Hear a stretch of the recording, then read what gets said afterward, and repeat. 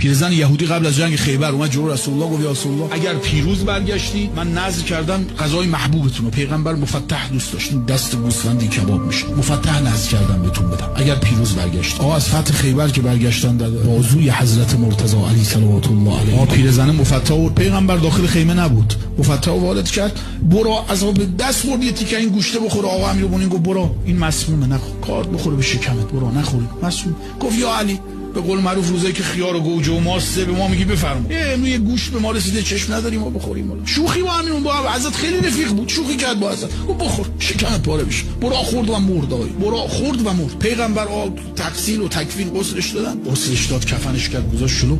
آقا رسول الله اومد بگه الله اکبر کشید، اومد بگه الله اکبر کشید، اومد بگه الله اکبر کشید. امیرالمومنین نبود، رفته بودن سمت مسجد قبا. گفتن رسول الله چرا نمازشو نمیخونی؟ گفت همین که میخوام تکبیر رو بگم 70,000 ملائکه رو میبینم غلاظ و شداد آتش به دست، میگن یا رسول الله تا علی ازش نگذره اجازه نمیدیم.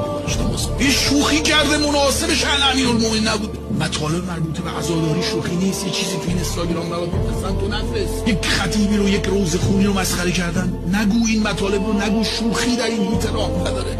آی که در یک شب 50 میلیون نفر رو خندوند نسبت به قنداقی حضرت علی اصغر صلوات الله. شوخی در این هیته راه نداره. پیرزن یهودی قبل از جنگ خیبر اومد جلو